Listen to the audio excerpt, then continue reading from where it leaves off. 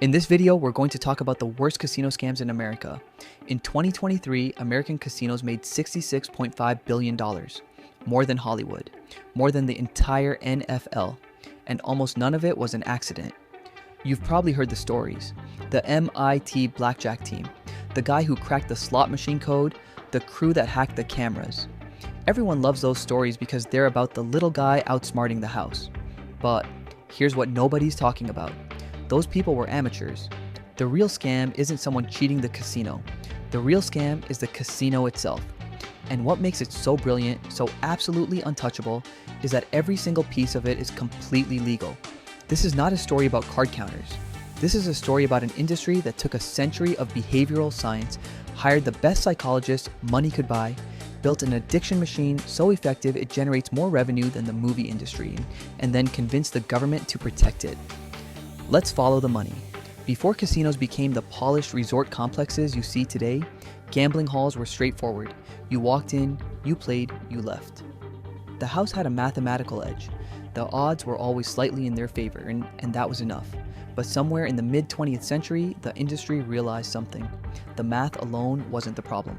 The problem was getting people to stay long enough for the math to work. So they started studying why people leave. In the 1970s, a casino designer named Bill Friedman spent years analyzing what kept gamblers at the tables and what sent them home. His conclusion became the blueprint for nearly every casino built in America for the next 4 decades. Friedman's theory, known as classic casino design, held that the ideal casino should feel like a maze.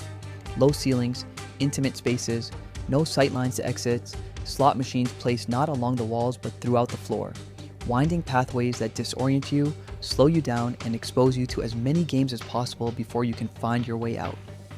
He designed casinos the way casinos design their games, to make leaving feel harder than staying. No clocks on the walls, no windows, no natural light, no visual cue to tell you whether it's noon or midnight, whether you've been sitting at that machine for 20 minutes or 4 hours. This isn't an aesthetic choice, it is a deliberate psychological intervention. Time perception is one of the strongest natural signals that tells the human brain to stop. Remove it, and you remove the alarm system. And then they added smell. Researchers discovered that specific synthetic fragrances pumped through a casino's ventilation system increased the amount of money players fed into slot machines by approximately 45%. 45%. Casinos now spend significant resources on proprietary scent systems. Some are so associated with a specific property that guests can purchase the fragrance at the gift shop, paying money to take home the smell of a place specifically engineered to take their money. All of this, the maze layout, the absent clocks, the manufactured scent, is infrastructure. It's the container. What they put inside the container is where things get truly dark. In the 1950s, a psychologist named B.F. Skinner was conducting behavioral experiments. He placed pigeons in a controlled box and gave them a button to press. When the button produced food on a fixed schedule, pressed 10 times, get food, the pigeons learned the pattern and pressed accordingly. Predictable, controllable. But when Skinner switched to a variable schedule, sometimes the button produced food after 2 presses, sometimes after 50, sometimes after 1, something different happened. The pigeons became obsessed. They pressed the button compulsively, relentlessly, unable to stop, because the reward could come at any moment. The unpredictability itself was the drug. Skinner called this a variable ratio reinforcement schedule. He knew exactly what it meant. In 1982, late in his life, he wrote that he resented the gambling industry's use of his research to, in his words, take money away from people. By then, it was far too late. The modern slot machine is a variable ratio reinforcement schedule housed in a metal box with a screen. Every element of its design is engineered around the science of compulsion. The lights, the sounds, the near misses. The near miss is worth stopping on because it is one of the most cynically engineered features in the history of consumer products. When 2 jackpot symbols land on the pay line and the third stops just above or just below, that's not bad luck. In many machines, that result is specifically programmed to appear far more frequently than pure chance would produce. The purpose is psychological. Research from Southern Illinois University found that near misses trigger the same neurological response in the brain as an actual win. Your brain literally cannot tell the difference between almost winning and winning. It registers as a reward. It drives you to keep playing. The industry calls this a subliminal inducement. They do not consider it deceptive. Nevada regulators have largely agreed. There is also a feature called virtual reel mapping, invisible to the player, that allows the physical symbols on a slot machine's reels to be distributed unevenly on the virtual reels that determine outcomes. A jackpot symbol might appear 4 times on the first virtual reel, 5 times on the second, and only once on the third.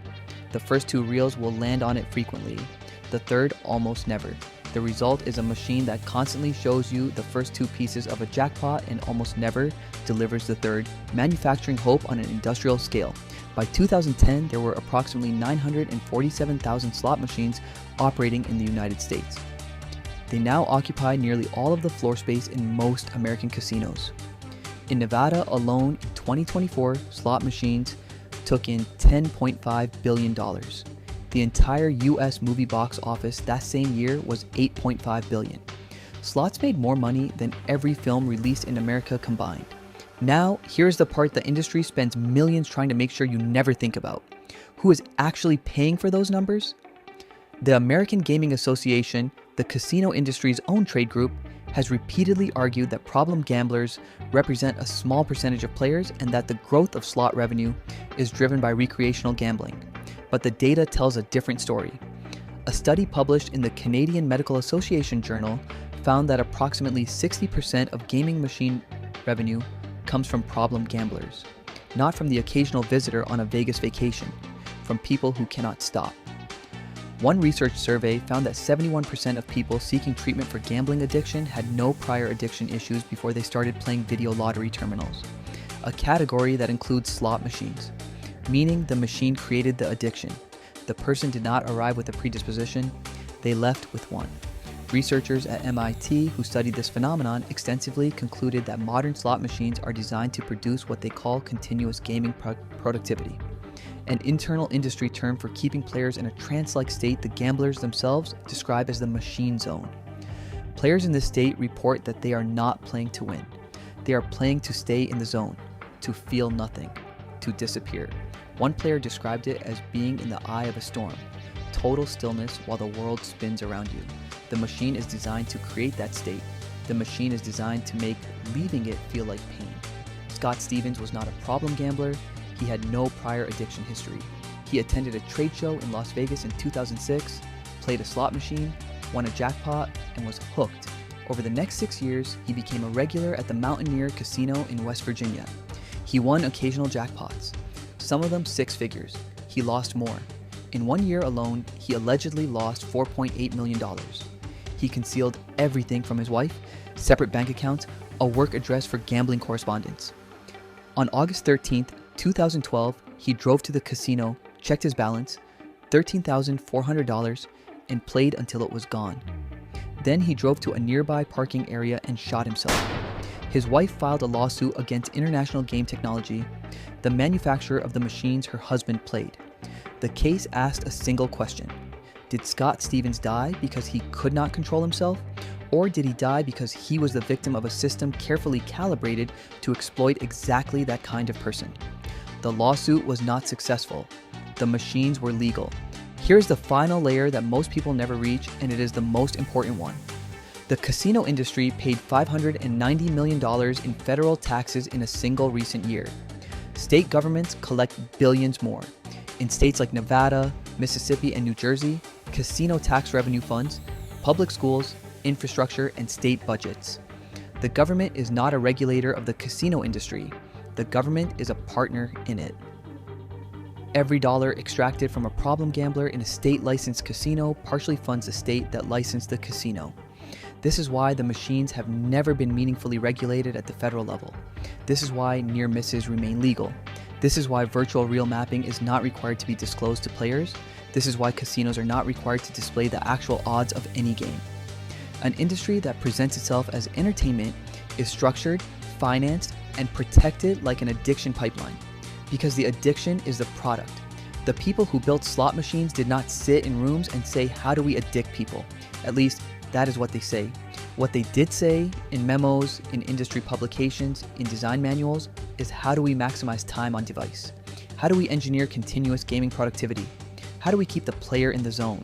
The language is different. The outcome is the same.